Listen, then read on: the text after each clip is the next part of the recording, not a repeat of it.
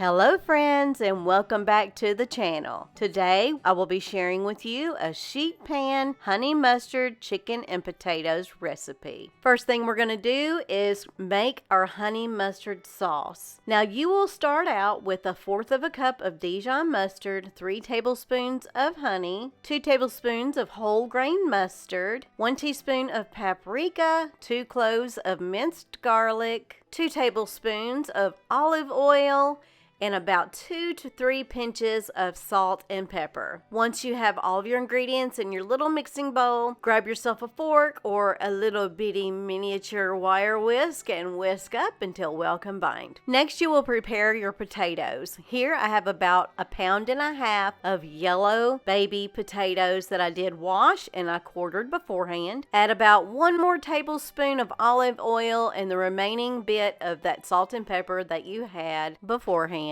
Give those potatoes a really good toss until those potatoes are nicely covered with that salt and pepper and olive oil. Now on to the chicken. If you can see here, I have a baking sheet that I did cover with aluminum foil and I did spray that beforehand. Next, you will grab yourself 4 chicken thighs. Now these chicken thighs do have bones in them and I did remove the skin off of the top. Next, you will brush on that delicious honey mustard sauce all over the bottom of that chicken, then flip that over and then put the remaining sauce on the top of that chicken. Next, grab your prepared potatoes and place them on the other side of that baking sheet and spread those out accordingly. Bake in a preheated 400-degree oven for approximately 45 minutes, making sure you flip your potatoes halfway through the cooking process. This meal right here is so easy to make and so full of flavor. I know your family's going to love it. Enjoy, y'all.